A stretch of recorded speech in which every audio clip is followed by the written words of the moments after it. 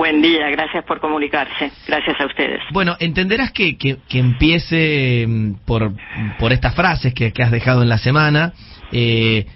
Estás afuera, pero creo que te has dado cuenta que han tenido muchas repercusiones a nivel local. Entonces, quiero profundizar un poco, con tu permiso, sobre esto. Alberto Fernández fue un error de todos y todas. ¿Por qué a esta altura del gobierno lo analizás así, Alicia? Perdón, no estoy afuera, estoy sentada en mi casa escuchándote. No, digo afuera, quizás, ¿De dónde? De los medios de comunicación, del frente quizás, de ¿no? Todos, me siento parte del Frente de Todos, aunque el kirchnerismo evidentemente ha sido desplazado de las decisiones. Bueno, ¿cómo analizo? Digamos,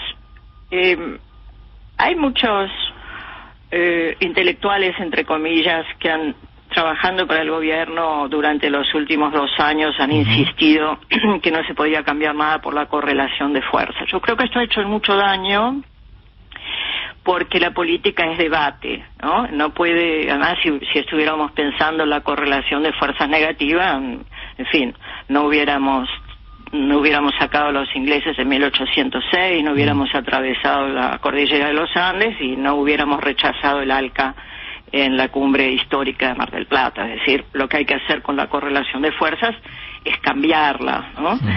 Y efectivamente yo fui, como tantas y tantos, asombrada y sorprendida y contenta aquel 18 de mayo en que Cristina anunció por las redes que iba a secundar a Alberto Fernández. En realidad esto fue una excelente estrategia electoral, pero es una coalición que tuvo eficacia electoral, pero no tiene eficacia para gobernar.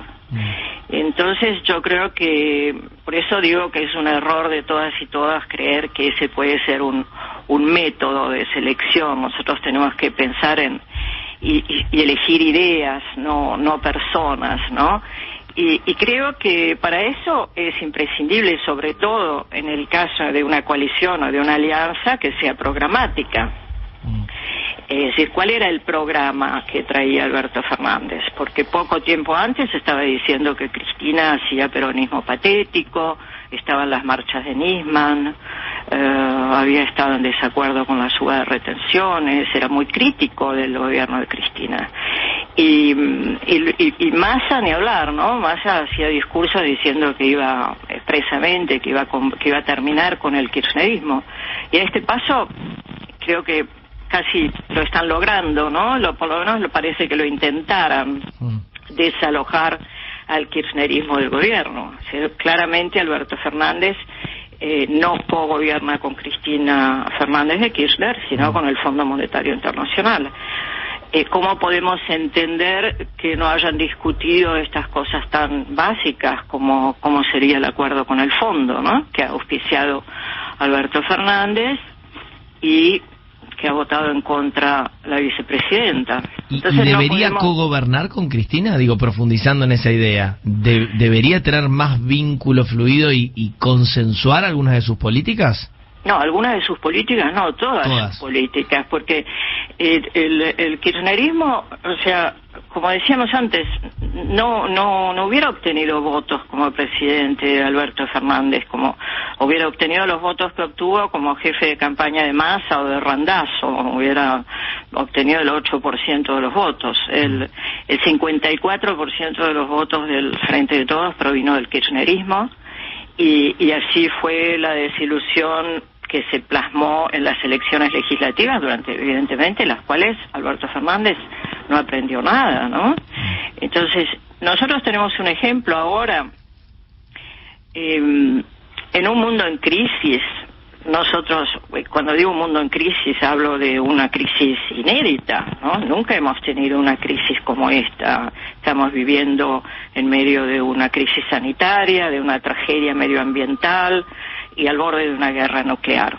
Nunca hemos estado, como dice Noam Chomsky, tan cerca como humanidad de la extinción. No podemos seguir pensando en las categorías que pensábamos hace 10 años, 20 años, 50 años, cuando no nos dábamos cuenta de que esto iba a suceder.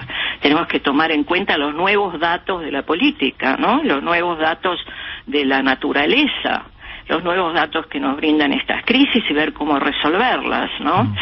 Y si vemos, por ejemplo, por eso creo que el internacionalismo en este momento, mirar un poco el mundo, es absolutamente imprescindible. Yo entiendo que no lo puedan hacer las personas que están preocupadas todos los días por ver cómo llegan a fin de mes, pero los políticos tenemos la obligación de mirar la geopolítica. Hay un ejemplo en este momento extraordinario. En Francia se han unido 4 partidos de izquierda, la Francia insumisa de Mélenchon, los Verdes, el Partido Comunista y el Partido Socialista.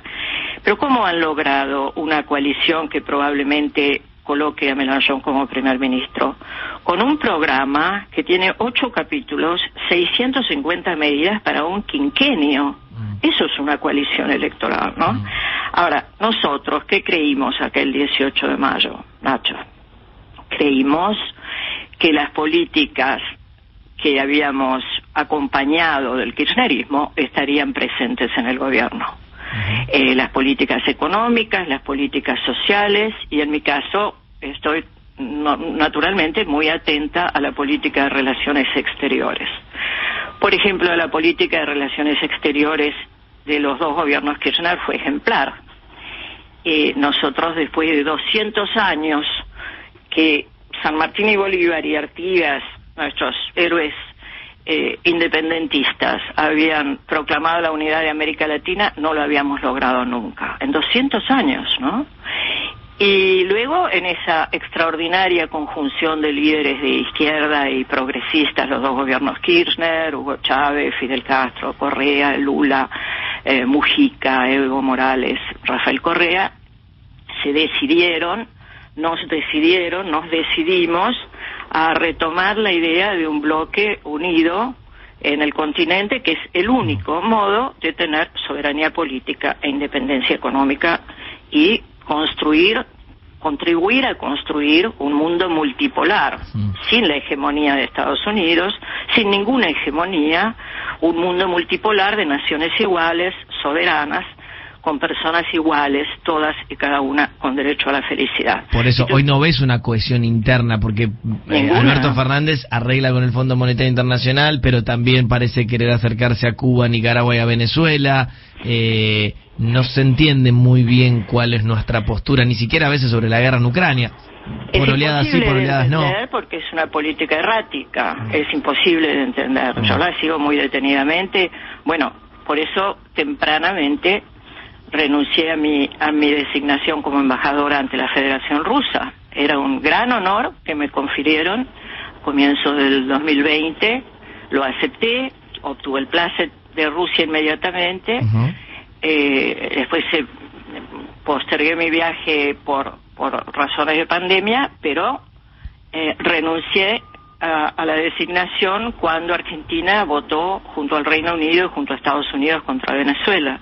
Era un acto de una gran irresponsabilidad, como si no nos diéramos cuenta de la erosión y del linchamiento mediático de Venezuela por los Estados Unidos, porque si quiere quedar con el petróleo, ¿no? ¿Por qué no le preocupan los derechos humanos en Colombia, en Chile, en tantas partes del mundo, en Estados Unidos mismo, donde hay violaciones a los derechos humanos? Bueno, los Estados Unidos han devastado Medio Oriente con guerras basadas en mentiras, ¿no?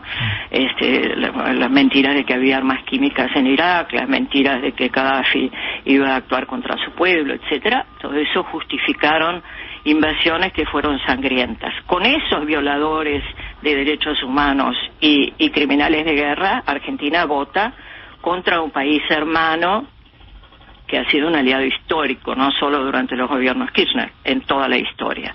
Y luego, por ejemplo, Fernández va a Rusia, dice, quiero que Argentina sea la puerta de entrada de Rusia en América Latina, y estoy empecinado, creo que usó esa palabra, en que Argentina deje su excesiva dependencia y 2 meses después vota en Naciones Unidas para suspender a Venezuela del Consejo de Derechos Humanos. Así que yo entiendo que no comprenden la política de relaciones exteriores porque es, para decirlo en lenguaje diplomático, es errática. Alicia, retomo un poco la idea del principio y esto de no se puede elegir a una sola persona a través de un tuit. ¿Crees que si hubiera habido un consenso un poco más extensivo en el espacio peronista, si se quiere, o kirchnerista, podríamos haber tenido un gobierno diferente? Digo, que ese error de base fue lo que generó que tuviéramos hoy lo que tenemos. El error de base no es el tuit, el error de base es no haber diseñado un programa. Y lo rescato no para hacer una crítica, ninguna crítica en particular, ¿no? Yo creo que Cristina Fernández de Kirchner es la política más brillante que tenemos en la Argentina, pero estoy hablando de política y estoy hablando de procedimientos y estoy hablando de democracia.